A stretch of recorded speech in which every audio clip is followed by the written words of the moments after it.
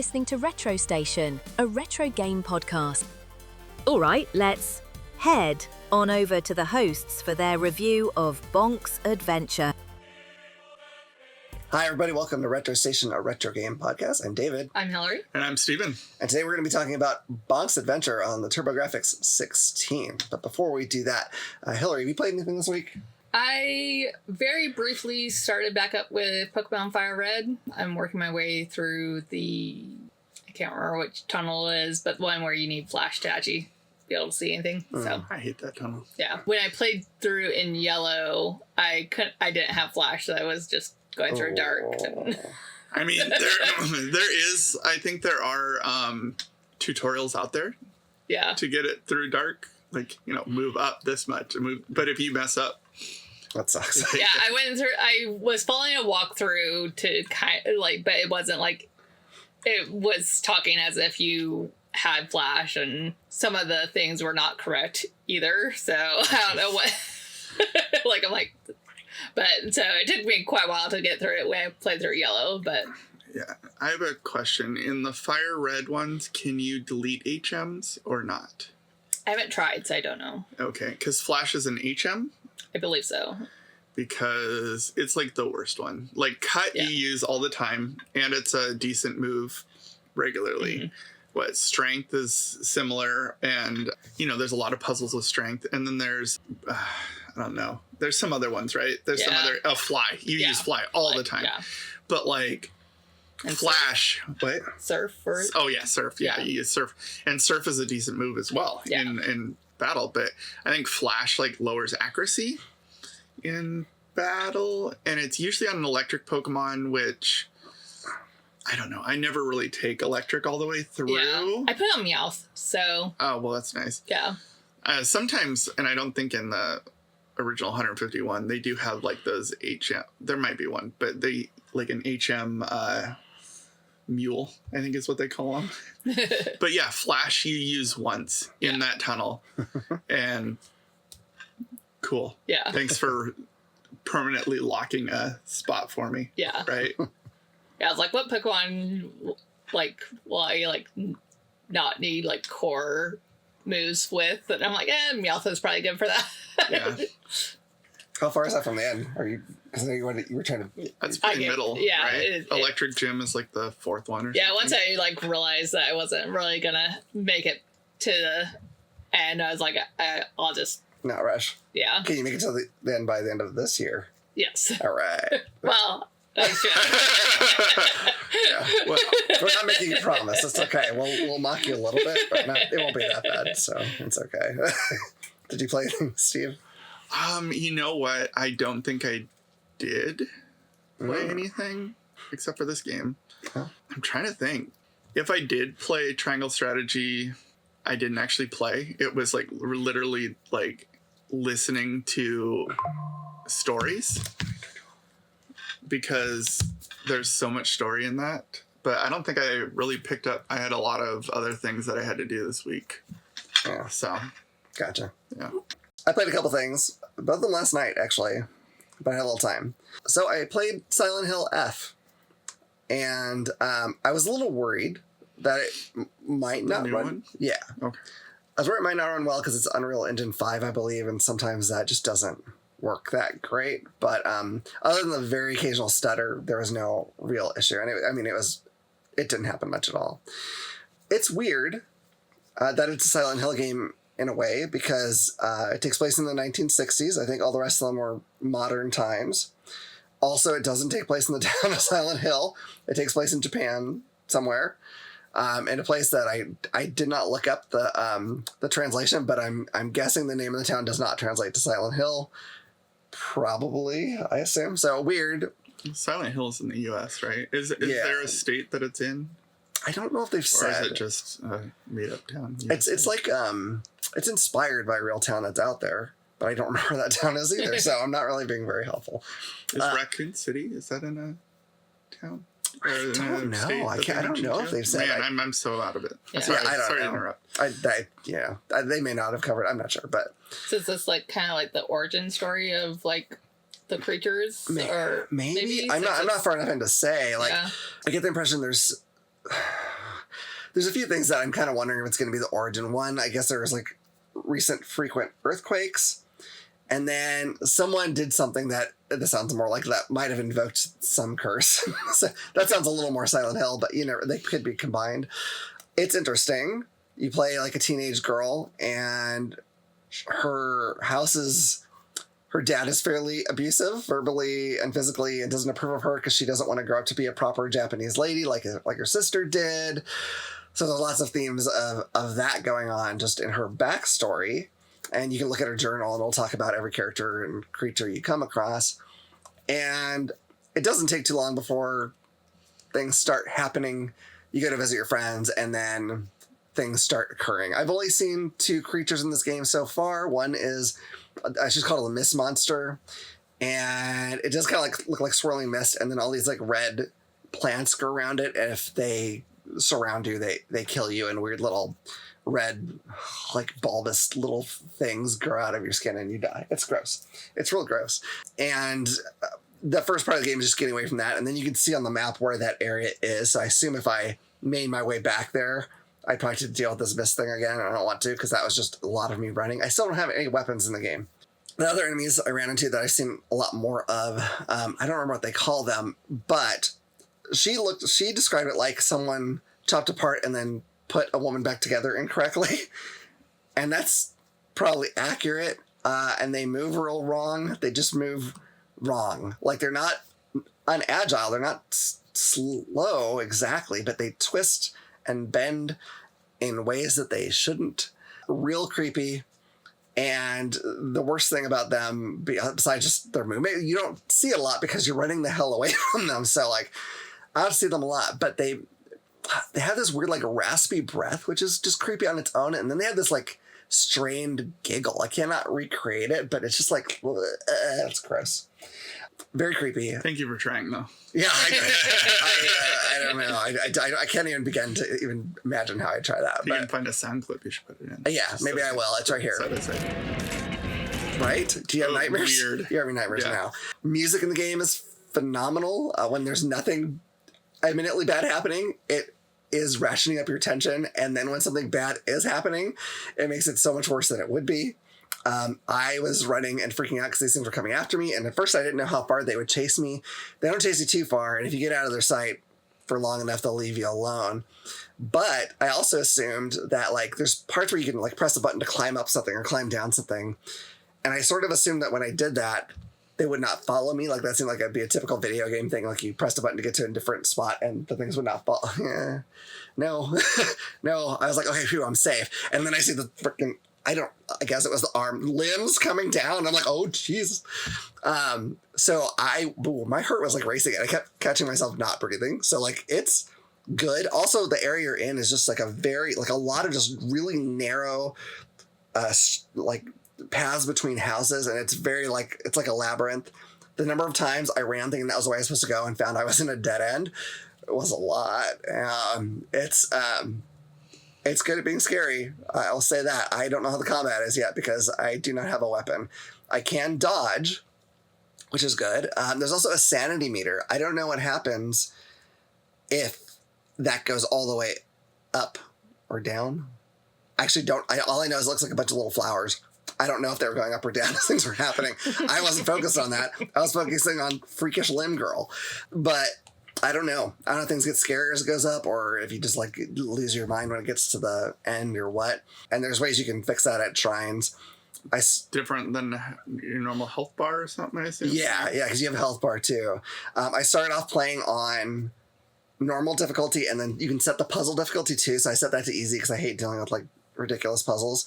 And then after the mist monster killed me about 5 times in a row in the same place, it brought up the screen again to change difficulty. And I'm like, you know what? I think I will. That sounds like a great idea. Sure. Yeah, like, maybe this isn't for you. Maybe you're kind of a child. You should I do like that option. Because I think I mentioned it before when I was playing a game. Yeah, I remember that now, yeah. They suggested that I up the difficulty. Yeah. So I was doing decent. Not me. But it's, I'm liking it so far. It's just that because it is very tense, you got to be in the right mood for that. So after that, I decided to calm myself down by playing a game where a lot of bullets are flying at me because that seemed more relaxing. I played Androdunos 2, which looks like a 16-bit shoot 'em up, and it won't even, unless there's an option that I cannot find, it will not play in a full window, a full screen. It had to be in a windowed mode. So the graphics are not super impressive, but the sound is amazing. I was using my headphones. It sounded great. It's very fun. I put it on easy, and I gave myself like the most continues I could, and I still did not beat the game. I still ran through all of them, so good amount of challenge. The first level was pretty simple, and then after that, it's like, okay. The little bit I saw, it looked like the game that you and me played together. Oh, Darius Twin? Yeah. Yeah, it kind of does have a little bit of that look. Yeah, I could see that. And there's even like a fish boss in there, so I don't know. I remember that's what you saw, so. But it's good. I actually really like it quite a lot, so that was on, both of those were on Steam, by the way. I don't think I said. So, those are both available. I assume Androdunos 2 is the cheaper. I would imagine. I imagine Silent Hill is what, $60? Yeah, I mean, like, I got it on sale, but yeah, I think it's usual, like full game price probably at the moment. I haven't looked back at it because I don't need to buy it twice. That'd be weird. But yeah, both so far, for not getting super far into Silent Hill anyway, both I would recommend if either of those genres are your thing. Very good. Silent Hill F is $69.99. Ooh, I definitely did not pay that. And what was the other one? Andrew? Just type Andrew, it'll come up. Yeah, $17.99. $17.99. I also guarantee I did not pay that for that. So I almost never buy them full price on Steam. Oh, yeah. It's like, even if it's a really good game, it has to be at least a little discounted for me. Yeah, I think the only time that I buy full price is if it's brand new and I want to play it right now. Yeah. So I think that was, Clear Obscure was probably one of the only few ones that I've paid full price for. Yeah. Even sometimes with those, if you go to like Fanatical, Green Man Gaming, or one of those other sites, you can sometimes pre-order it for cheaper. Like I think if you pre-order Resident Evil Requiem on Steam, it's the full 70, but if you go to like one of those that I just mentioned, I think it's like 58 or something. So I mean, it's back to what I usually thought of was full game price, basically. But it's better than 70, so I'm not doing that, but it's an option. So that's kind of cool. But yeah, I Silent Hill F was half off because of the sale, and I'm like, well, it may not be that for a long time again, so we'll go ahead and do that. And I've been thinking about it forever. So anyway, good games. What about news? Do you have any? No, I'm in full prep mode for my upcoming shows, so I've been just doing a lot of cutting and sewing. Yeah, how's that going? Good. I think I'm actually going a little faster than I was thinking I was going to with some of the garments, at least. I have a whole big pile of headbands and scrunchies to cut now, and so I don't know if I'll get to those or not, but we'll see. Right on. Very good. When is your show? The anime gaming one is February 7th, 8th, and 9th. And then I have a sewing expo that's the last couple days of February, first couple days of March. So busy time. Yeah. Right on. What about you, Steve? Any news? Yeah, quite a bit of news. Quite busy this week, just with life and everything in general. You know, normal running, trying to cut weight, doing jiu-jitsu full-time. But I did get some gaming news before I go into my other news. Cool. Apparently, I believe it is Prime that is going to be doing a God of War TV show. And it looks like they're going to cast Ryan Hurst to play Kratos. Nice. In God of War. It looks like him. I don't know what else has been in it. Do you know?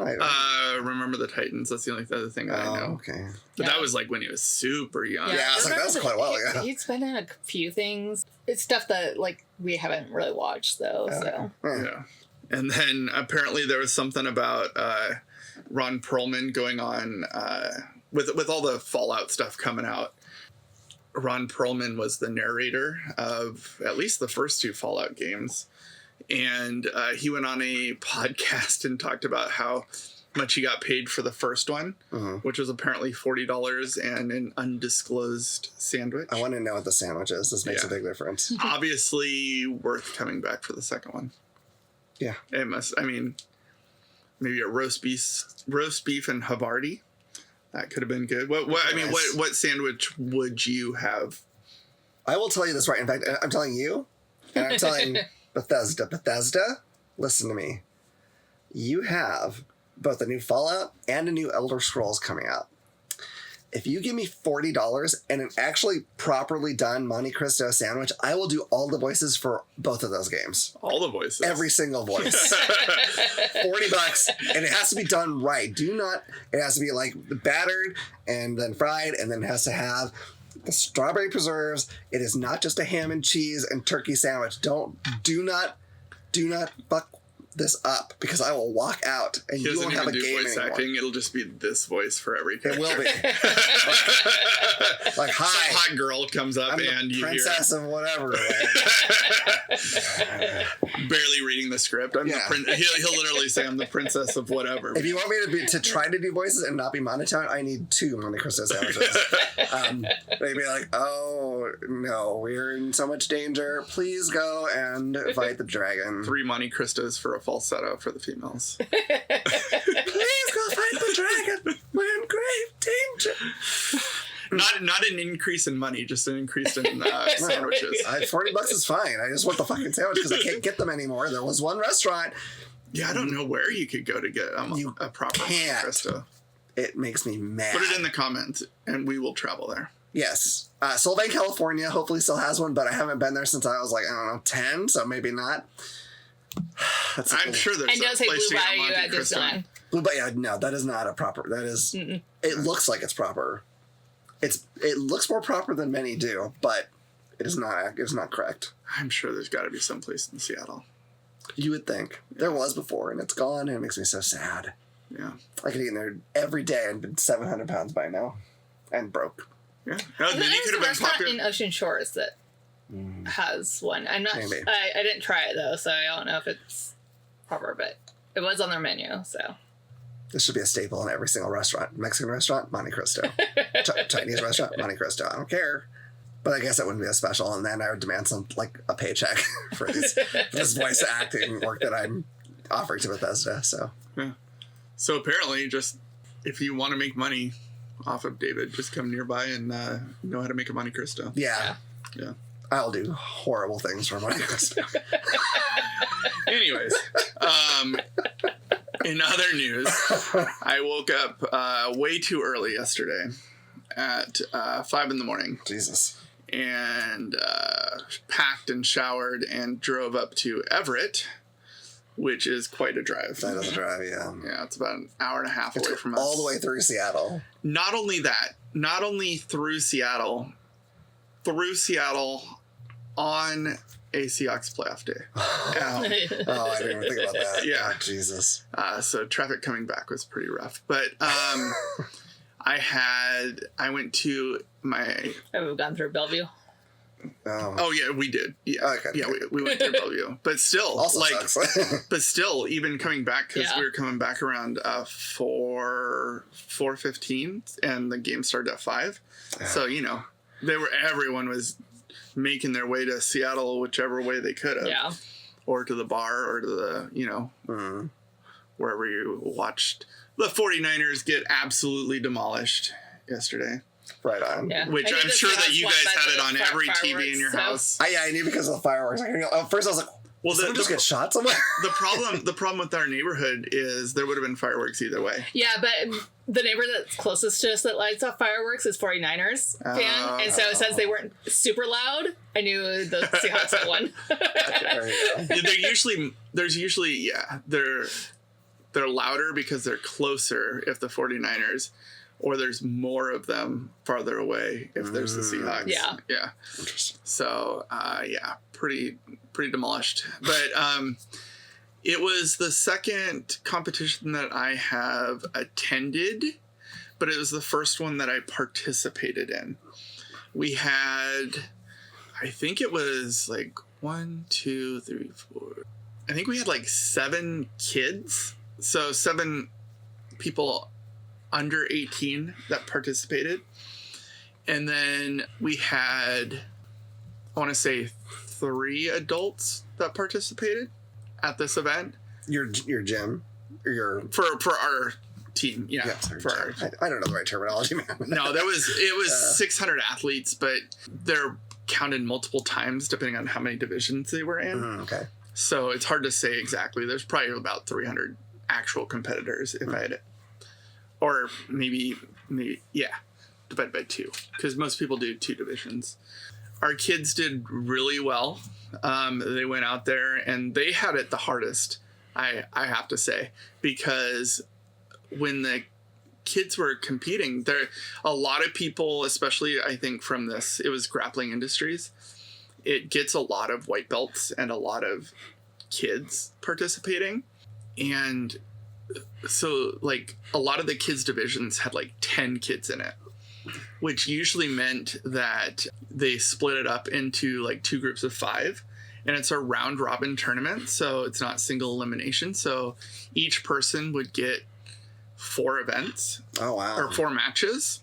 Wow. And the kids matches are 3 minutes long each. Plus for the price that you paid, you got to go in gi and no gi for the same price. So you might as well sign up for both. So a lot of the kids were doing like 8 matches. Oh my God. Yeah.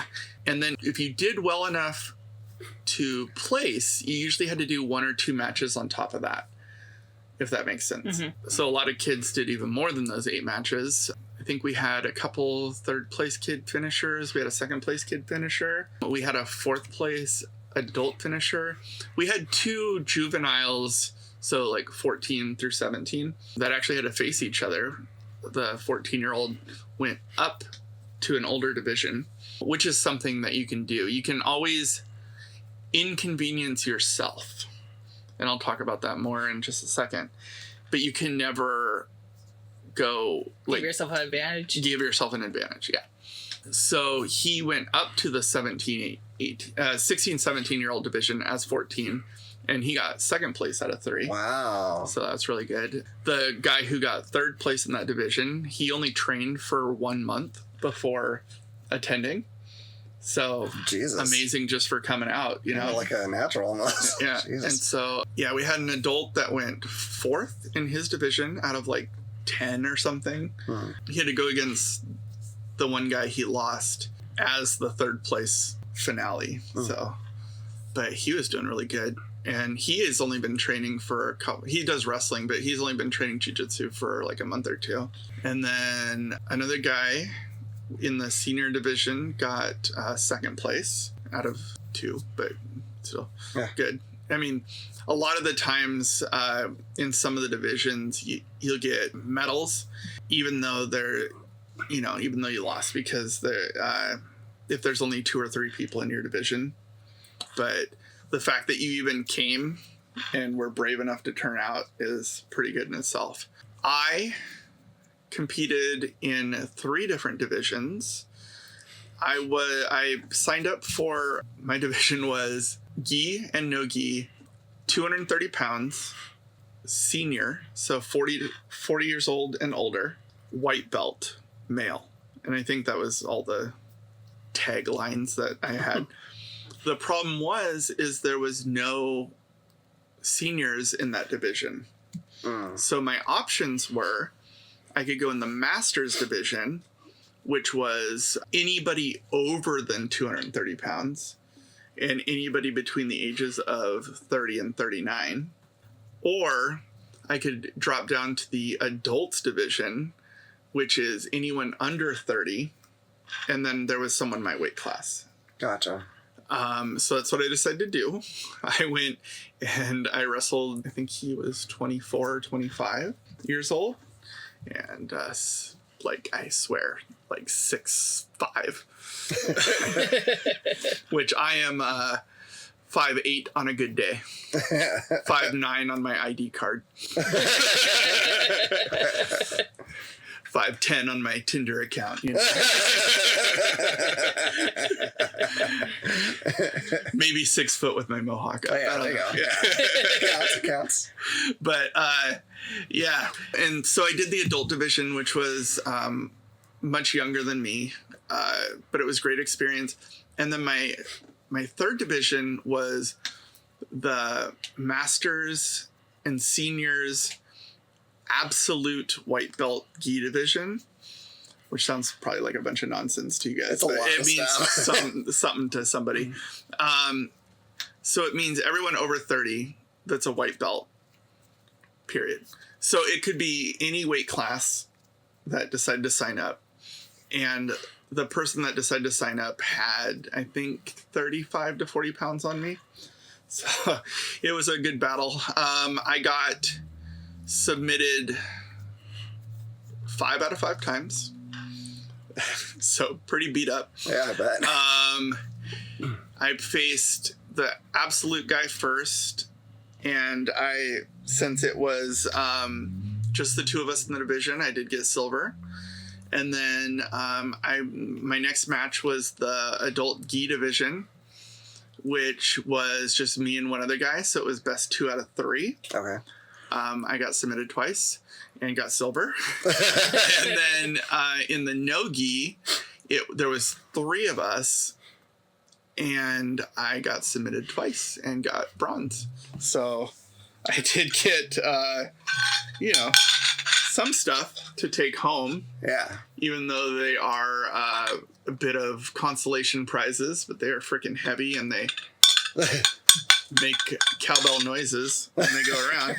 That's nice. But I get to display them in my at my gym, and then I got apparently ranked points for whatever that means, and you should literally wear those everywhere you go. I should. I Just like fully support. Yeah. Yeah. yeah. The real win was The double as a weapon. Yeah. the real win was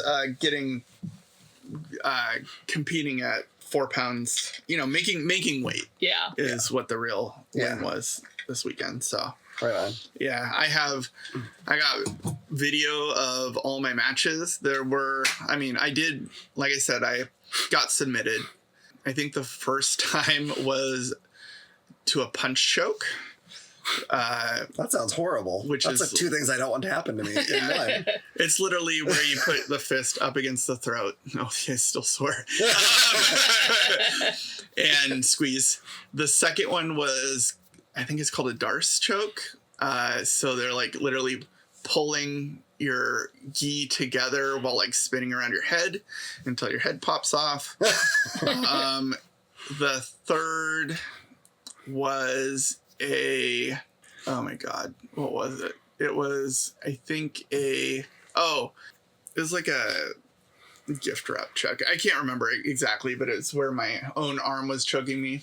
That's just mean. Yeah, and their head is like on this side. Yourself. Yeah. Yeah, their head was on like this side, and they were just like pressuring my arm into me.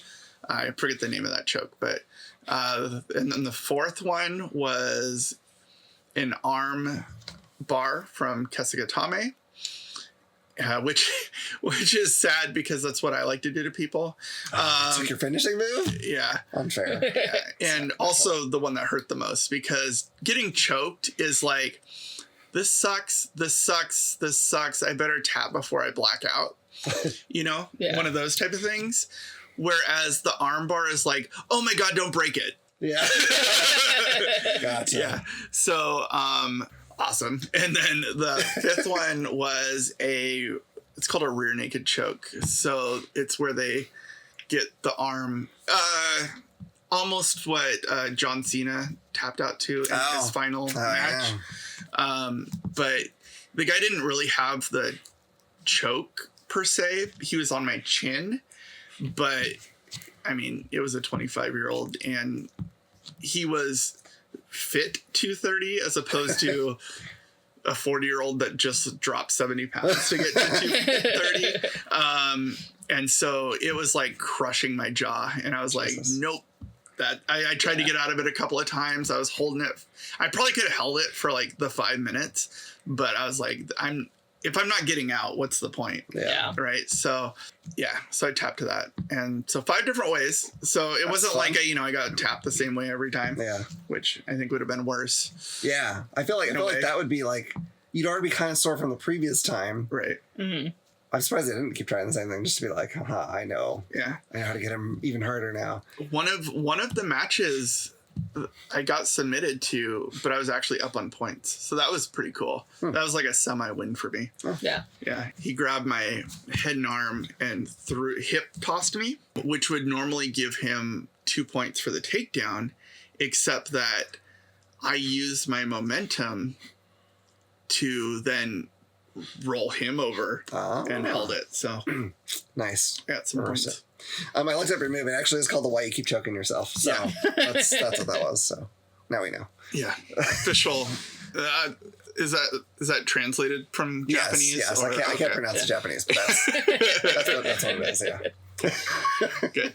Yeah. What about you? Any news? I have hypothetical news where if I had been in this competition and there were 3 podium spots and 3 or fewer competitors, they would still not have given me a medal. That's what I think. They'd be like, you have to have done something, man. Well, I think if we go. were, I mean, you don't have to say anything, but I think if you had competed, we probably would have been in the same division. Probably. Yeah, I don't remember when because you've been posting your weigh-ins. I don't remember. Last time I went to the doctor, this is some personal information, you guys. I was 229, and I went to the doctor kind of recently. Yeah. So if you would have been under 230, and we all know that you're well over 40, we would have been in the same division. Yeah. I wouldn't be in the seniors. I'm not that far. I'm a senior. Yeah. You're a senior? Yeah. It's 40 and up. 40 and up. And up? What if you're 70? That seems unfair. Yeah. That's for this competition, it was 40 and up. There are if you do IBJJF, which is the international JJF, if you do the other ones, then it's it goes masters at 30, I think, masters 1. And then it's every 5 years, it's masters 2, 3, 4. So if you were 70, you'd be a masters 8. Gotcha. So there you go. All right. You'd be a masters 5, I think. Wow. Something. I'm already ranked. Look at that. I haven't been to the class yet. Yeah. I'm amazing. I'm wearing a black belt. Does that count for anything? No. Okay. I thought that. All right. So speaking of things having to tap out, The Last of Us 2 had to tap out to Claire Obscure because Claire Obscure now has more Game of the Year awards than Last of Us 2, with the score, I guess, being 334 to 326. It's pretty good. Oh, I do have other news, but go ahead. Okay. And I don't think you have it. So. Okay. It's impressive because, Last of Us 2 was a sequel to an extremely popular game, and it was good in its own right. Claire Obscure came basically out of nowhere and still pulled that off, which is pretty amazing. Is your news related to that? Kind of. You can if you want, because my other thing is not. All right. Separate. So it's related to Claire Obscure as the top ranked on Metacritic right now at a 9 point. It was a 9.6. However, apparently there was a meme going around, but it has resurfaced to push another game higher than to be the top on Metacritic. And I don't know, it might be by now. I know that in combination with a bunch of people highly ranking this game, people are also rank bombing Claire Obscure. Of course. Mm-hmm. So I think last I saw, Claire Obscure was at a 9.5 on, and this is, what do they call it? Viewer rankings, not critic ranking. Also saw the other games at 9.4. Yeah. So. Corey in the House. For Game Boy Advance. Oh, DS, right? Yeah, DS. Yeah, they got it up to a 9.4. Wow. So I can't wait to get our top rated. I don't even know what.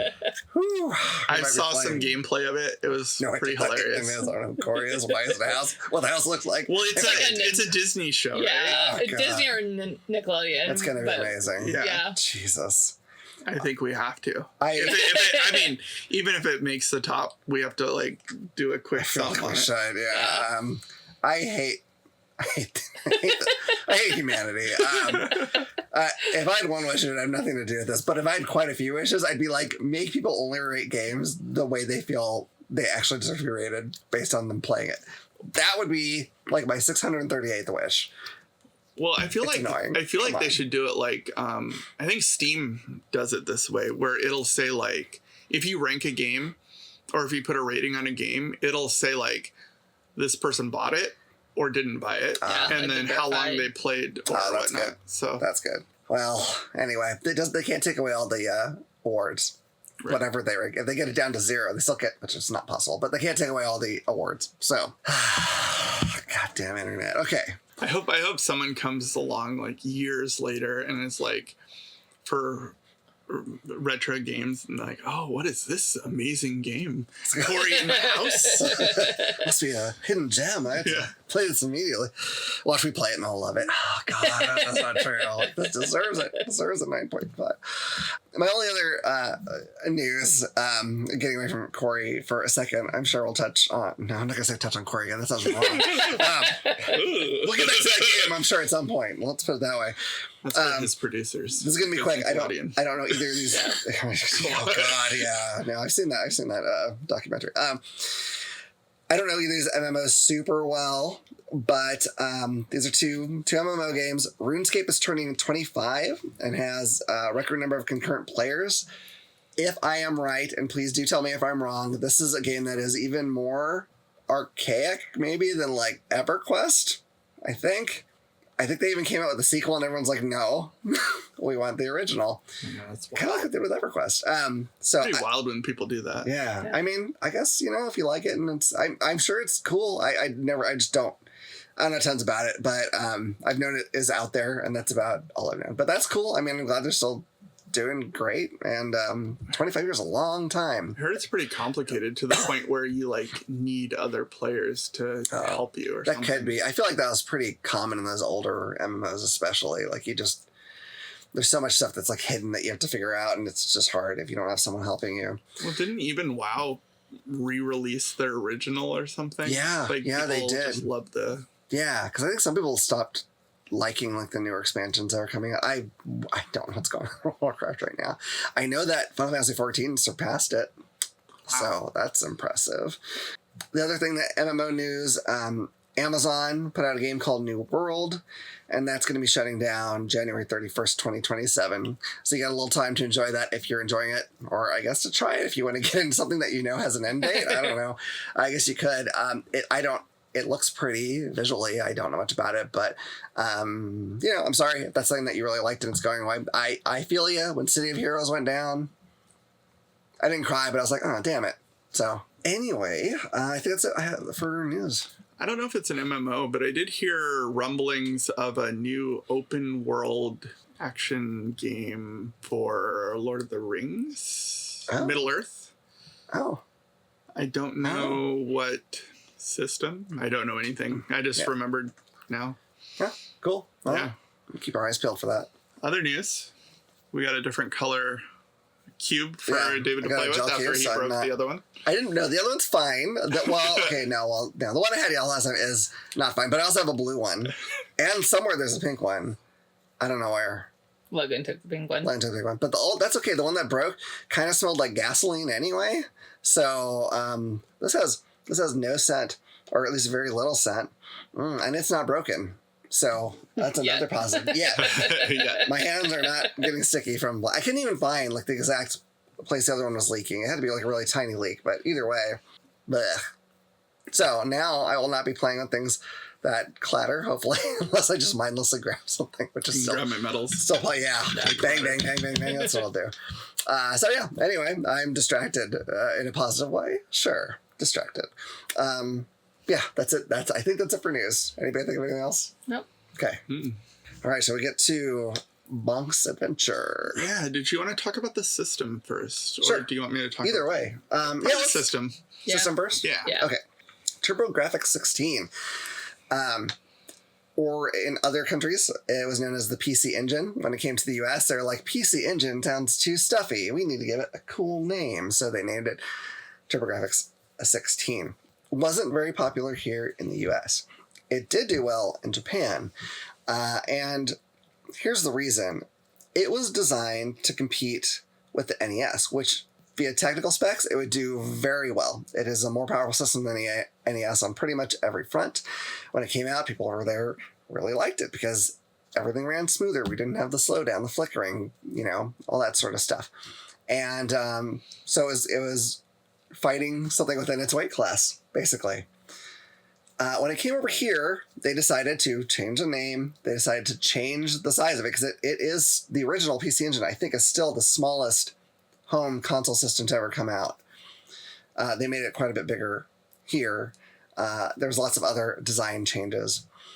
And by the time it came out, the Sega Genesis has been out for 2 weeks. Mm. So you had a game or a system that was supposed to compete with the NES going up against a 16-bit system, the whole 16-bit thing. We'll get to that in a little bit because it's still debated. You think it's just like, oh, it's a computer. It is this or it is not this. Yeah. I don't know, man. 1 or 0. I don't know how much it matters in this day and age, but whatever. People like to fight, so it's cool. So rather than compare it to the NES, because it wasn't really directly fighting the NES over here, I got some comparison stuff to the Sega Genesis, and it didn't lose out in every department. So it had a really good 8-bit processor, but the Genesis, it's annoying to say. Genocide. The Genocide. the processors on all the Genocide were quite a bit faster.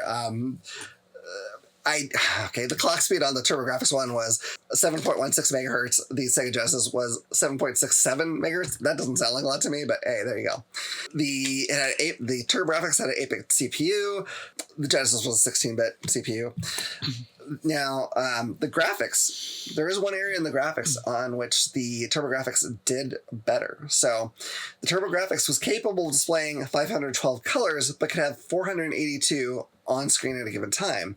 The Genesis also had 512 colors, but could only display 61.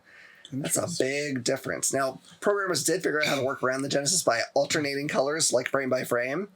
It's kind of like mixing colors, essentially, on the fly. But yeah, that's kind of where that was kind of like the big weakness with the Genesis, is the color range was not very high. The TurboGrafx had a lower resolution than the Genesis, but it was also not trying to do as many fine details, so it didn't necessarily matter that much. The sound, the TurboGrafx sound is really, really good for an 8-bit system, especially. The Genesis sound sounded kind of harsher, almost more industrial, more metal. Some people hate the Sega Genesis sound, but at the time, being super edgy was super the thing. And so having that kind of more, almost, not a garage band, it's quite white, but, like a little more grittier sound was more appealing to a lot of people. Now we'll get to the launches. As I said, the Genesis was 2 weeks earlier, launching on August 14th, 1989. TurboGrafx came out August 29th, 1989. The TurboGrafx was $199.99 in US dollars. The Sega Genesis was $189.99 US dollars. Oh man! So cheaper too. As well. They also were Sega was much more clear about marketing it as a 16-bit system, and their advertising was like very loud and aggressive, whereas the TurboGrafx advertising, there was less of it, and it kind of matched the tone of like kind of typical Nintendo stuff, more like a family system. When it came out, the TurboGrafx was packed in with a game called Keith Courage in Alpha Zone, which I've heard is not super great, but more importantly than that, it wasn't known by anybody as a brand new property, whereas the Genesis got launched with Altered Beast, which was a very popular arcade game. It's not really even the best game, but like having your arcade game at home was a big deal, and you could turn into a werewolf, so that's fun. Some of the other key titles also, TurboGrafx had Alien Crush, which is these games are not bad, by the way. They're a really cool pinball game. Victory Run, I'm not as familiar with. Legendary Axe, like a side-scrolling, an axe, Blazing Lasers, really popular shoot 'em up. But then, again, we're talking about the time when being edgy was cool. Sega had, like, Space Harrier 2, Thunder Force 2, Super Thunder Blade. Like, it sounds all hyper, And a lot of them are sequels, so you're like, his something that's been around. Exactly. So, the Genesis could, have a lot of things moving very quickly. It could have deep bass on its sound, and so it just kind of was a bigger change from the NES than the TurboGrafx felt over here. The 16-bit controversy. It has an 8-bit, the TurboGrafx has an 8-bit CPU, which is why people say it's not a 16-bit. It is an 8-bit system. But it has 16-bit graphic processor and 16-bit color depth. And the people who defend saying it's 16-bit say that the bits are more than just the CPU. So I don't know, man. I don't really care. Like at this point, playing games from back then, like I don't really care how many bits it is. Like, does it play nice? Does it look all right? Cool. Like, but it was a big deal. Something I didn't write in this, but I can still talk about. If you decided you wanted to collect the TurboGrafx 16 library, can you take out a second mortgage? Yeah, I have the prices on that. It's for this game in particular. The problem is it wasn't popular out here, so very low print runs. And besides just that, like if you wanted it complete in box, the games came on these little cards. They were like thicker than a credit card, but not too far different from size and not. It would almost look like the old floppy disks things. Yeah, about that size. But they were packaged in these large, very flat, like cardboard boxes. So keeping those intact, really, really hard to do. A lot of the games, because they didn't have a huge audience here, didn't sell. Some of them the companies made and never ended up shipping to stores, and they ended up in landfills. So tracking down the games you want is real tough. There's just not very many of them out there. I think the most expensive game on the system, I didn't look up the exact price, but I might sometime during this episode, is Magical Chase, and that's a 5-figure costing game if you want it. So I don't think it's as bad as Neo Geo overall necessarily, but it's a lot. I think it had 96 games total in the US. But if you're not too involved or worried about like stories, and a lot of these games are very arcadey, you can sometimes get like the PC engine, which is the Japanese one, and the Japanese games for like a tenth of the cost. So if you wanted to collect it, that's probably the way to do it. But I'm sure I'm missing a lot of details, but that's kind of the basic overview of the crazy TurboGrafx 16. All right. Bonk's Adventure. I mean, Bonk right here. Yeah. Basically. Big head, bald. Yeah. So apparently Bonk's Adventure was originally known as PC Genjin in Japan, or PC Kid, or BC Kid in Europe. Developers were Red Company and Atlas V, published by Hudson Soft in Japan, apparently Ubisoft in oh, really? EU. Yeah, North America was NEC. This came out for the TurboGrafx 16, as well as the NES, the Game Boy. It came out on arcade and Amiga. Yeah, that's like sort of like a game-based home computer. Gotcha. Released in Japan December 15th, 1989, and in North America on April 1990. It's considered a single-player platformer. Very much Mario-esque is how I would put it. The plot, it takes place in a fictional prehistoric era. Fictional. I mean, it could be real. It could be real. Yeah, I don't know. We weren't there. But I was like baby at the time. Yeah, so. Its protagonist is Bonk, a strong and bald cave boy who battles anthropomorphic dinosaurs and other prehistoric enemies. Bonk's mission is to rescue Princess Za, which is a small pink plesiosaur-type reptile. I don't know. I didn't get any information from when I started the game. There's not an end game. Yeah, okay. Who has been kidnapped by evil King Drool, a large green Tyrannosaurus-type dinosaur. And apparently, in the arcade version, Bonk is also assisted by a female version of himself. Oh. Yes. So... That changes the ending. If the girls are? Yeah. Yeah. Did you make it to the ending? I got really close. Or did you watch it? Okay. I got really close and then I watched it. Yeah. Gotcha. Essentially, you go around jumping platforms, like very similar to Mario. You defeat bad guys. You get a headbutt, which is your like attack motion, and it's very small range. You have to be very close to your opponent. And then you get like a jump button. You do, what is nice, get a flying headbutt attack where you can jump and then like spin, and then when you hold it down, it like slams the head down, which is pretty good because you can't just jump on enemies normally. Yeah. Like you would think in a Mario game. You are going against some weird things. There's flowers, moles, I think was one of the type of things. There's something that looks like Cubone. Oh, yeah. Yeah. I thought it looked familiar. Yeah. Crocodiles, dinosaurs, all sorts of different weird things. Weird amoebas or... Yeah. It's so bizarre. Yeah. And then you have every time you kill a baddie, you get like a smiley face, which is kind of like your point scores.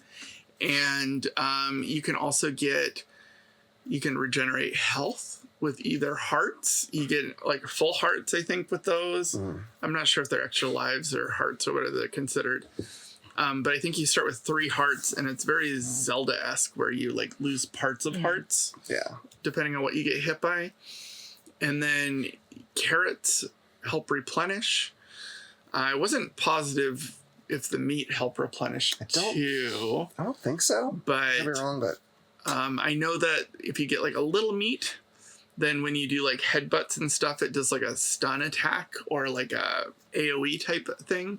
And then a big meat, you get like the meat sweats and you get angry or something. Yeah. I don't know exactly, but it's equivalent to getting a superstar in Mario, where you get invincibility for a little bit. Like invincibility to the point where you can walk on the lava as well. I think I accidentally missed a jump and landed in the lava during that time, and I did not die. Power of meat. Yeah, the graphics were... I don't know. I'd probably say... I played it on the NES, so I don't know about the TurboGrafx specifically. I'd say it was slightly better than the original Mario game. Yeah. It was more on par with like Sega. Yeah, it was pretty impressive, I thought, for an 8 or 16. Yeah. I did find when I was emulating the NES version, there was a few glitchy parts. I don't know if it's just my take on it, but it was a little bit of a clunkier game. Yeah. When I think of like, if I was to compare it to like Mario. Yeah. I didn't play the NES version. I meant to try it just to compare. My understanding is the sprites are a little bit smaller. You'll end up with more flicker and slow down. And one thing I wanted to ask you about, because you're describing like an area of... Whoa, hello, I'm knocking my glasses. You're describing like a AoE attack when you do like the headbutt when you have the meat. The little meat. When I did it, if I hit the ground...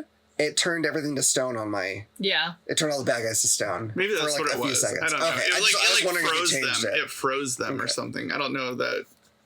Gotcha. Okay. Okay, maybe that's it then. Okay, that's fine. I was making sure... I was curious if it was different. Yeah. I think there's fewer enemies on the NES one as well, just because of the number of sprites it can have on the screen. But other than that, I think the level design is basically the same thing. Yeah.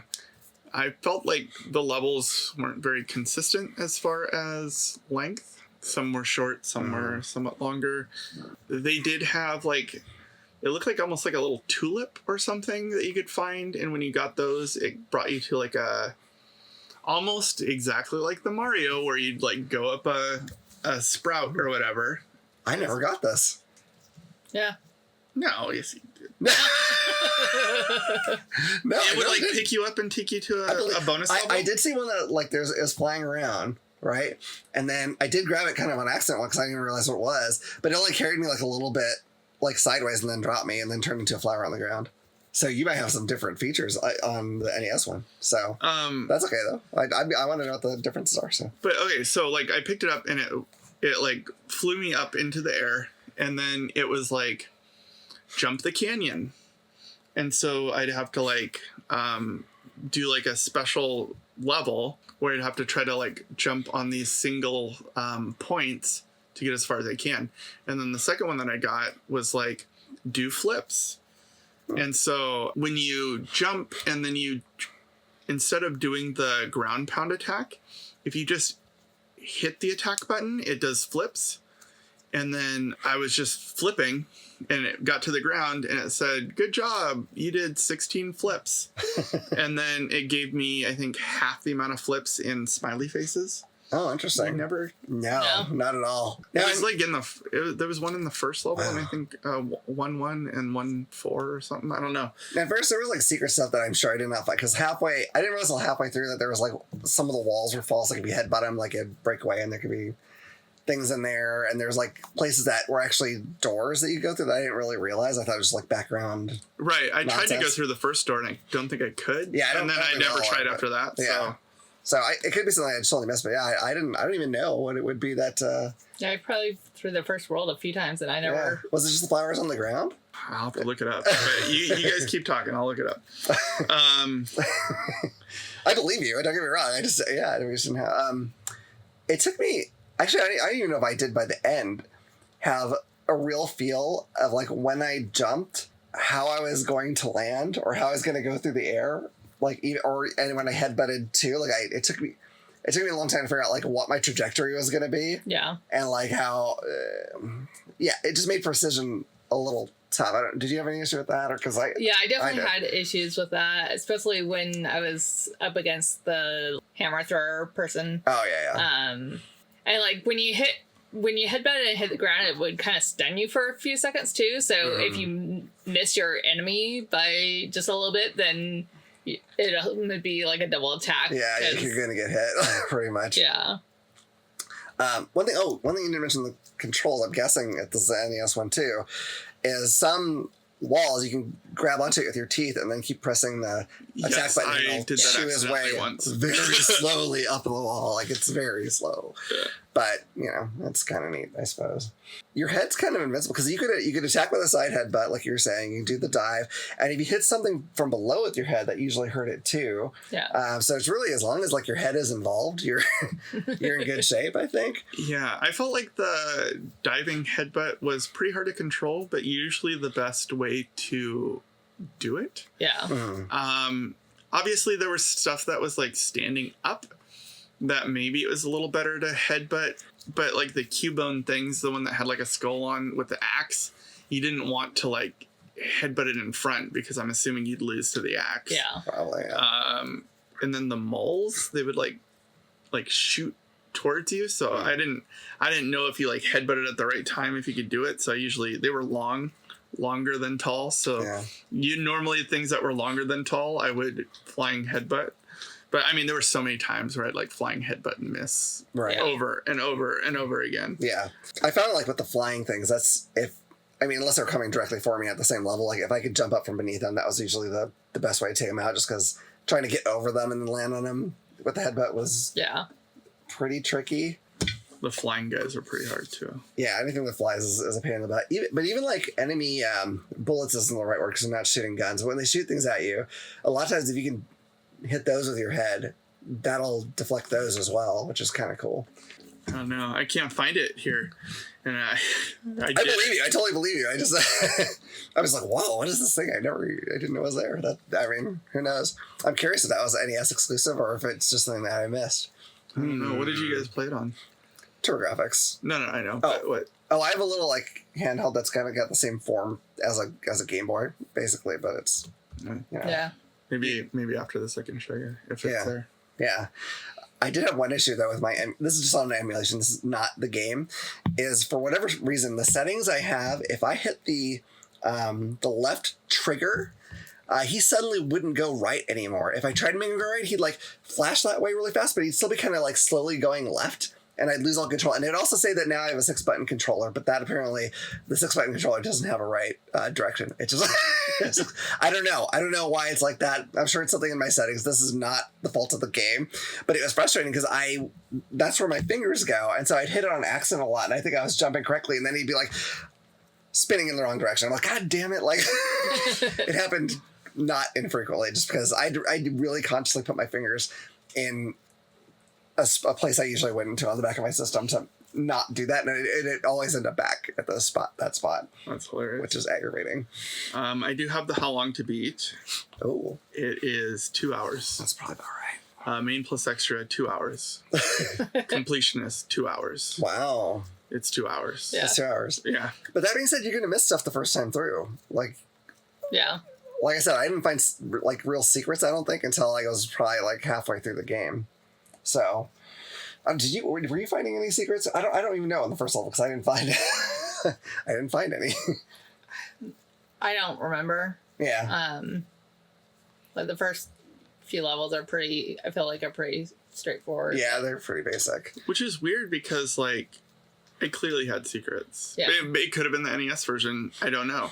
But you would think there would be, like, it main plus extra, like, 2.1 hours at least. Well, it might be, like, kind of like where Mario, like, when you go into some of those tunnels, like, it just bypasses other things that you would have done instead. That's true. Did you guys notice when you got the smiley faces or did anything give you a 1-up other than an actual little bonk 1-up symbol?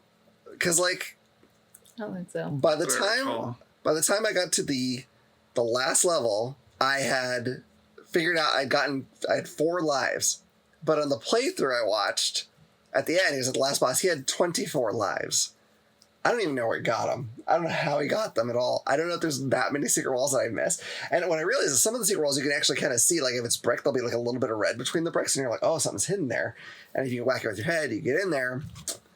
I don't know, man. I don't know how he did it. That is interesting. I don't know what it takes. What's up? So occasionally you can collect a red heart power-up that fills up your entire health bar. Yeah, they're big. Or, even rarer, a blue heart power-up. Did you ever get those? Apparently it increases your health. I think I got on the second to last level or the last level. I don't think they're super common. Well, the other thing that I noticed on the video you were watching is like the amount, like he had like 7 hearts, or he had way more hearts. That person must have known where every single thing is and hit it all. Because I didn't watch the whole playthrough because I just watched the very end because I got to like the last level. It has a boss rush. So you have to, again, fight all the bosses that you've already fought. And then there's another boss that, if you're familiar with 40K, it looks like maybe it's an orc vehicle made out of a Tyrannosaurus head. And its name, by the way, because in the credits, it'll tell you the names of all the creatures. That one is the only one to remember, but it's T-Raptor. Tractor. They all have pun names for the most part. It's horrible. As I couldn't get past him because he had all the attacks of all the previous bosses, and I wasn't even sure where I was supposed to be hitting him. So I didn't get past that guy. I was going to keep trying, but I just kind of ran out of time. And then there was a final boss. And there was a final boss. Yeah. And there was no way. Like, by the time I got to T-Raptor, I think I might have had not quite 4 full hearts, but I didn't have any lives left after that. And he slaughtered me like hard over and over again. So boss rushes are not uncommon in those older games, but I hate them because it's like, man, I finished you. I don't want to deal with you again. Give me two bosses is fine. I'll do 2 bosses like this one had, but not the boss rush beforehand. That's insane. Well, and the other thing that was different about the bosses with this game versus a lot of other games from this generation, like Mario, is that the bosses had took a lot of hits. Mm-hmm. And it seemed like it was also kind of random. Like some of the bosses took less than others, and like Mario, like even the more updated Mario's, like normally the bosses take like 3 hits, and that's kind of it. Yeah, it'd be like you have to hit him in the head. Like I didn't count quite a few times, and then it would start doing a different kind of attack. And so you had it in the head again a whole bunch of times. And then he'd do a different kind of attack. And you have to do all those hits again. And he has a helmet or something usually that like will slowly start to crack. But I have no idea how many times you have to hit these bosses. But it's a lot. It's a lot of hits, which is weird. It's like the industry decided, no, it's going to be between 3 and 5 hits for these platform bosses. And like the Bonk's Adventure people did not get the memo. They're like, there's like, I don't know, 62 maybe? Let's do that. I don't know how many it was, but it's a lot. And some of the bosses are hard. So, it's difficult.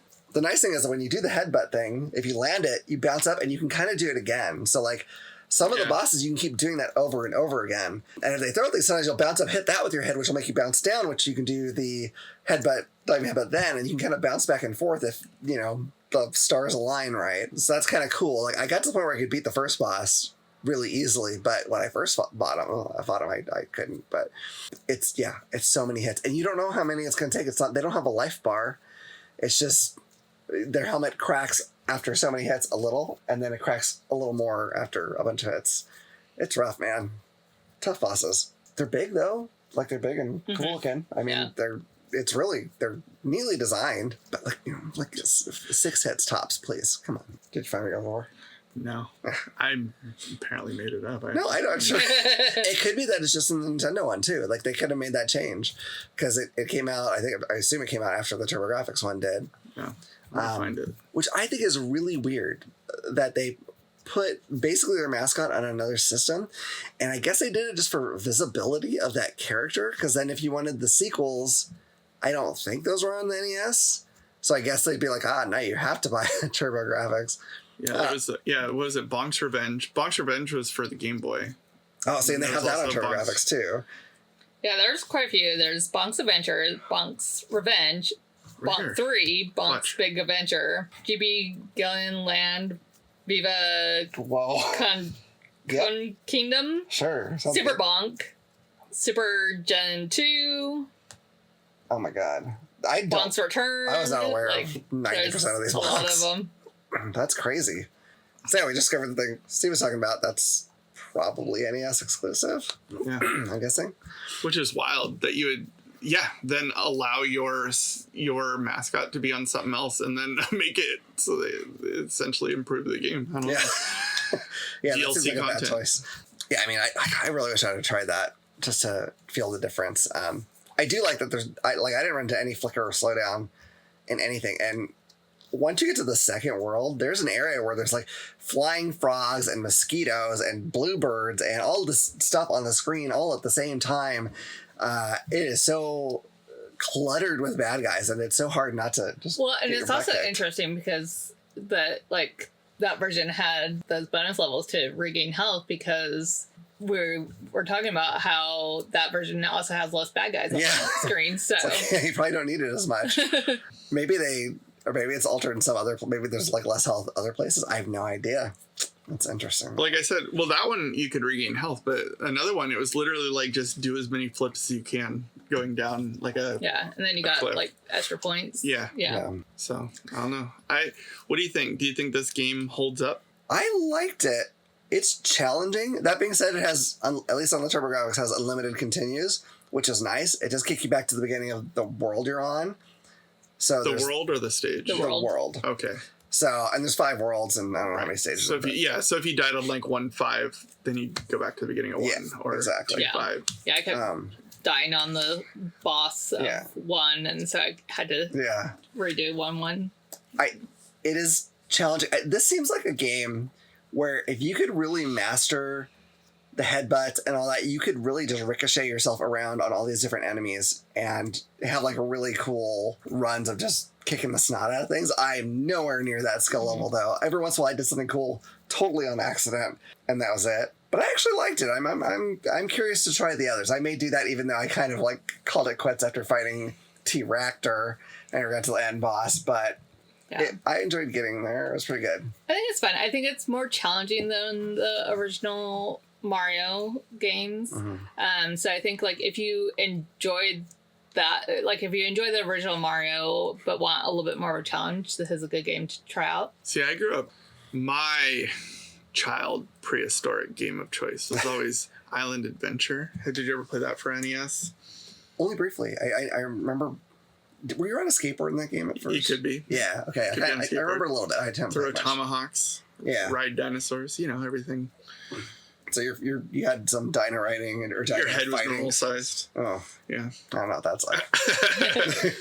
But that's what this really seemed to remind me of. The way I like to look at these really old type of retro games is like if it was on Steam now, as an indie game, what would you pay for it? Things like that. Yeah. Because I think this game is definitely interesting. I don't know that I would like go out and recommend like, oh man, you need to play Bonk's Adventure. But like if someone was like, what do you think of the TurboGrafx 16? I'd say like, this game is pretty decent, and I would recommend emulating it. Yeah, I mean, overbuying. Yeah. The Hue card, is that what they're called? I don't remember. But if I was insane, and I wanted to collect TurboGrafx. This is one of, like, I probably would not try to collect the whole thing because that's really insane. But I'd be like, okay, this is probably a game that you just kind of, if you're going to do that, you kind of have to have this game. Yeah. And I'd be happy about it. I'd play it. So, I mean, but I would have trouble paying I think if it was on Steam and it was like $5, I'd be like, all right, yeah, that's not Yeah, bad. I think was under gonna say 10. $5 Under is- 10. Yeah. Well, and I think as far as replayability, it really comes down to those old platformer type games where if you want to do a speed run or something, that would be the only reason. Yeah. I mean, if I got this as a kid around that age, I probably would just go back and play it multiple times. I know I did that with quite a few games. So, today maybe not because there's a lot more at my fingertips I could be playing. But back in the day, it probably was pretty frequently played, I'm guessing, by people who owned it. So the price, and I don't know what pricing David uses, but this is off of price charting, and based on what it's sold for recently.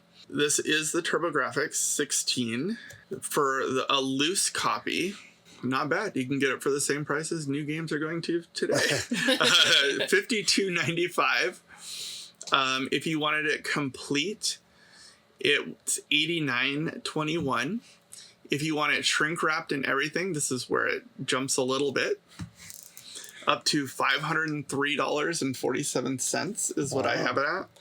And then something that we don't normally talk about. Apparently, if you want a graded copy, it adds about $200 on top of that, so $731. Yeah. What is it? Oh, that's the most important. Okay, yeah, and apparently, just the box sells for more than the game. That's more than the game alone. I'm assuming that's just the box price because loose is $52.95, box is $59.37. I guess, see, if you want to have a complete thing now, and you shredded up your box because they're easy to shred up, I guess. But here's the problem: let's say you owned it loose, buying the box and manual would put you back $70 more, and complete's only $89. So you might as well just sell it loose. Yeah. Yeah. How funny. I don't know. Unless I guess you put it together and get it graded at a decent grade. I don't know. I've never looked into game grading, and I know there was a company that was doing it for a while that was kind of pulling some sketchy stuff with that. But it's weird because you got card grading. I also think is weird. Yeah. Because you put it in a slab, but at least you can still look at the card. Right. Yeah. And I have a pristine Charizard, worth $10,000, whatever. Right. Then you get a video game, or maybe even board games they grade. I have no clue. But you look at it a complete thing. People grade booster packs, or people grade booster boxes and stuff. And it's weird because the card you can at least see. You're still displaying the card. Yeah. But a video game, you get a video game usually to play the video game.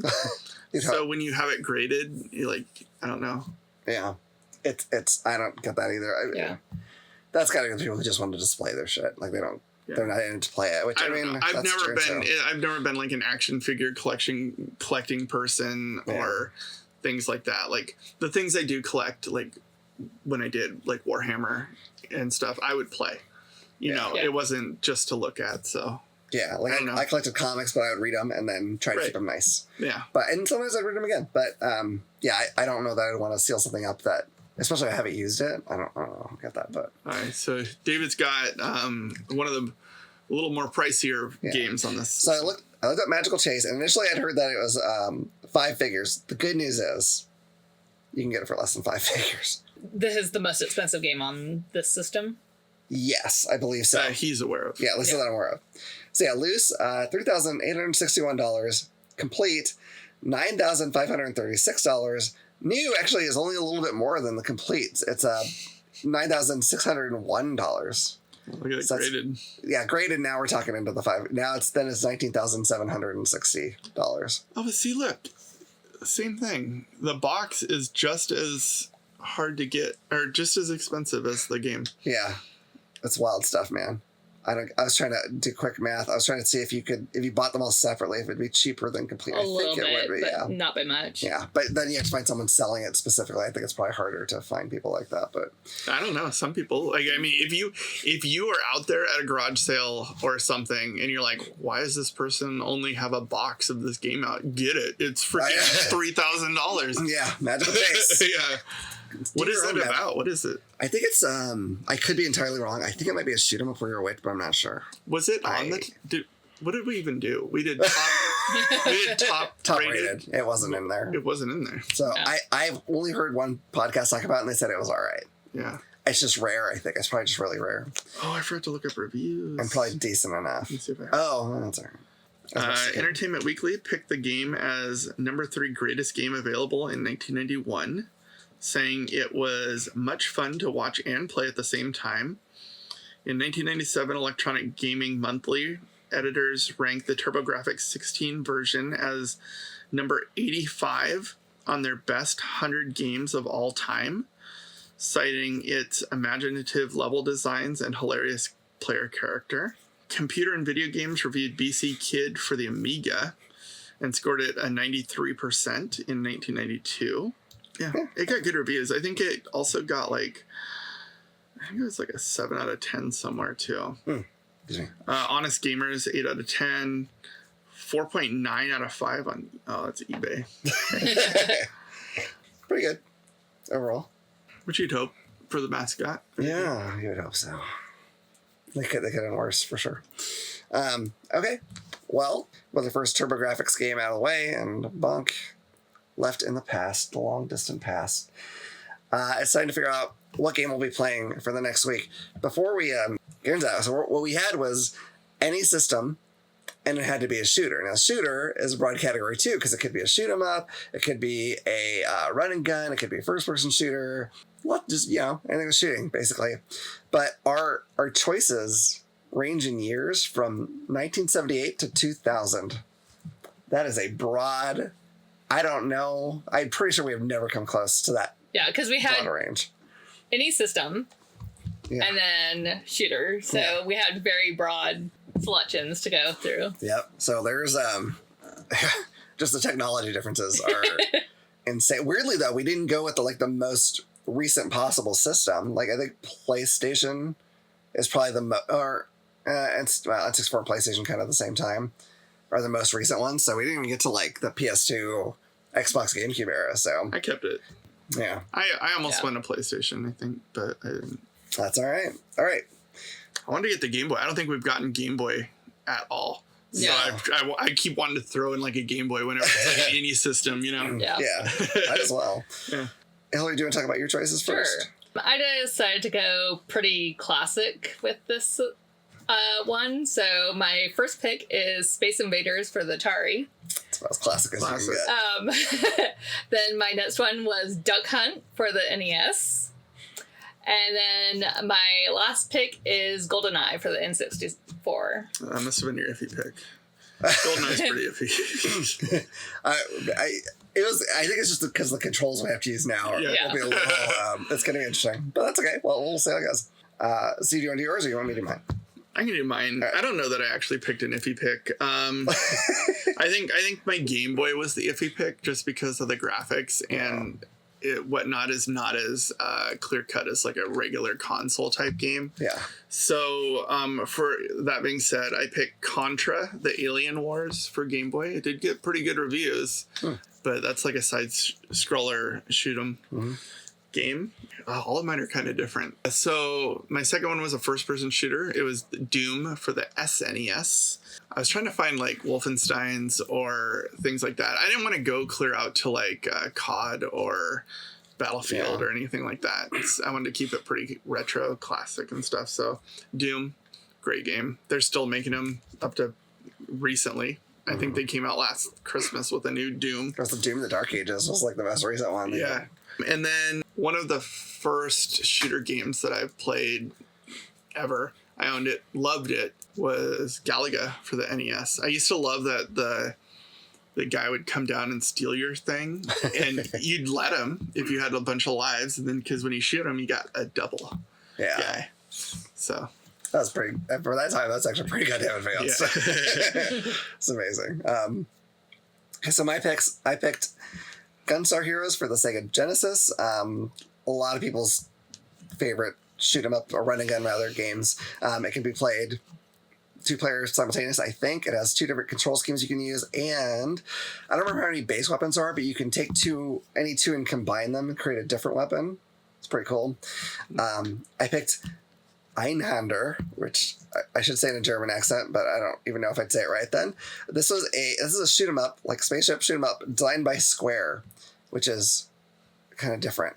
Interesting. It's way outside of their usual wheelhouse, which is why I thought, well, it'd be interesting to talk about how they did on that one if we get that. I thought they only did RPG. Yeah. You're playing the role of a spaceship, but you don't level up. I don't think. You can, I think, grab weapons with you have like an arm on your I don't remember. It's been a while. Anyway, Einhander means one-handed. And then my third choice, this is my iffy one, is Alien Resurrection. I mentioned this a few episodes ago. It was like the first game on console that used the move with one stick, look around with the other control scheme, and critics were like, this will never catch on. Everyone will hate this forever. And I remember people saying it was very, very hard, but I wonder if it really was, or if it was just because people weren't used to that control scheme yet. No, this is the one we're going to get. Alien games are horrible. If I recall. No, there's some good ones. But I only played one on the Jaguar, which probably would, though. That's a great game, too. Alien Isolation's very good. Aliens vs. Predator on PC is good. Alien vs. Predator on Jaguar is good. I don't know what you're talking about, Steve. There's a good one on Game Boy Advance, too, but I don't remember what it's called. Anyway, those are our choices. So, who would like to cast a vote first? Nobody. I'll go first. Okay. I'm actually going to vote for Space Invaders because we don't actually have Atari as a system choice, so I think it'd be fun to talk about the Atari. I do too. And if we can actually do a whole episode on an Atari game, then we might open that system up for I don't know. We'll see. Space Invaders is the one where you're like a little triangle and you're like you like spin around. No, that's asteroids. Oh, Space Invaders ones. There's like these. Like, I don't know what they are. Like, I used to call them bases, but I don't know if that's rocks in front of you. And then there's lines of aliens, and they keep going, like, closer and moving back and forth and shooting at you. So and very similar faster. to Galaga, then, I guess. Kind of, yeah. It's almost like a precursor to Galaga. Okay. Do you want to go next, Steve, or you want me to? I'll go next. Okay. And I will go with... I'm going to go Doom. Doom. Okay, awesome. You're a first-person shooter in there. Yeah. I don't think we've done a first-person shooter. I don't think so either. I would be all over GoldenEye if I had the original controller. Wait, yeah. I might have GoldenEye for 64. I don't know if I want to get it all out and stuff. Yeah. But I would be all over that if I wasn't trying to emulate it. All right. I'm going to go ahead and pick Einhander because I'm very curious about Square's shoot 'em up abilities. I can't type it incorrectly, but that's okay. All right. So we're now going to randomize and see which game we get. Dry-hander. Dry-hander? That'd be 3 hands. Yeah, maybe if they'd made sequels, maybe that's what they would have done. I've heard of a spy-hander, which is, like a 2-handed sword. Ah, yeah. Yeah, see, I think this one, because you have some kind of like arm or something on your ship that I think that's the one hand, and you can, I don't really know. Okay, so let's see what we got. Oh, I don't know which one this is. 7. All right. The game we're playing was published by Namco in 1988. Familiar patterns disguise surprisingly aggressive behavior. Risk and reward sit uncomfortably close together, daring you to gamble for just a little more power. We're going to be playing Galaga. I assume you meant NES version?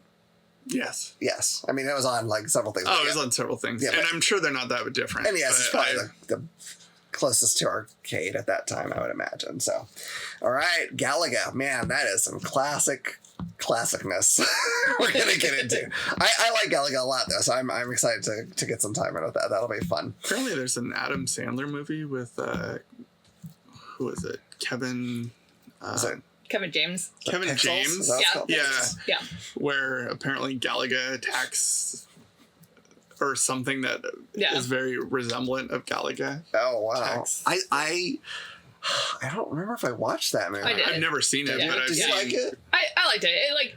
it is very cheeseball goofiness, but it was fun. Like if you like, if you're listening to this, I assume you like retro games. So if you like retro games, there's a lot of fun. If you like Adam Sandler. Yeah. Somebody out there is like, James. No, actually, I'm honest, and I didn't pick this. Somebody's playing it near me, and I have to listen. I like baling hay. I wish you would stop talking about things I don't understand. They have, like, the creator of one of the games, I don't remember which, but, like, they have, like, one of the Japanese creators of one of the games that I do, does a cameo in it. Oh, that's cool. So... All right, let me get on my device, and we'll see what... Not doing that. Okay. Let's find out. Great. Now the whole Amish community's up. I know. I'm so pissed off right now. I wasn't mocking all you. Nintendo lovers, Zelda lovers. Who else are going to piss off? The Amish. The Amish. I love you, Amish fans. You're the best. Okay. The ones on their radios listening to us. Well, don't the young don't they go off on a Rumspringa? Is that what it's called? Yes. Where they go out and they go. And I'm sure they come right to our station. Yeah, obviously. What would they? I mean, after drinking. Some of them might be like, "Hey, I want to experience technology, but I don't want to go too far away from my roots. So let's find something like I don't know. What do they call retro? Let's look it up. What is this retro station?" Yeah. Hi, Amish fan. We love you. Thank you. Give us a good review. Anyway, all right. So for next time, let's see what kind of games we're going to be picking from, starting with the system. 9? Dreamcast. Oh, we're good. Way within. We're good. Mm-hmm. Okay. All right. We're going back to the Sega Dreamcast. Rigged by David. It was a star that shone too brightly and burned out too fast. Let's see what kind of game will we play. IP. Oh God. Okay. We're gonna. Yep. IP game. All right. And so just to be clear, it's IP from outside coming into video game world. Okay. Yes. Although if there is something like Smash Brothers on there, I would, I'd probably allow it. I think your argument made sense. But yep. Marvel vs. Capcom. Marvel's that's on there, and it's the better version, by the way, in my opinion. All right, so IP Dreamcast games, that's what we're going to find for next time. But we'll be playing the classic Galaga in the meantime. Awesome. Again, I do not have to do the research. And I don't even have to research Nintendo. Me twice. Yeah, you twice. And it's okay. I'm sure it's a relatively short history. There certainly haven't been hundreds of remakes. Yeah. Yep. All right. Well, guys, do you have anything? Well, hold on, actually, before we get to that, if you enjoyed this podcast or video, please like us, subscribe, give us hearts, give us stars, give us flowers if you want. I don't know. Do whatever you want. Send us flowers. We don't get flowers a lot. Please comment on anything or review, like with words, if you can. You don't have to write a lot, but those really help for whatever reason. That always helps your thing get found. Right. Bonk, good game. That's perfectly fine. You can absolutely do that. Bonk, good game. Please do. Or whatever. That's fine. We would love you for it. We would. We don't have a Patreon, so that's like the main way you can actually support us. We're not asking for money. Isn't that nice? You should give us a good review just because. I mean, if every subscriber sent in $1, we might be able to share a McDonald's Happy Meal. We could get a sandwich. If you get me a properly done Monte Cristo, the next 10 episodes are your pick. Wow. Yeah. That's what we're doing. So I'm excited. I can't wait to eat that. I'm going to look it up. What, Monte Cristos? I could use 10 episodes in a row. Yeah. Yeah, I mean, you can do all that research. I'll be happy about that. Okay. So, I guess unless you guys have anything else. No. All right. We'll see. I always say we'll see you. Why do I do that? We're not going to see you. God damn. We'll be here next time, and you're going to listen. You'll see us. You'll see us. Bye. Bye. Bye. What if the reason Bonk gets upset when he eats meat is that he's trying to become a vegan and gets mad when he falls off the wagon?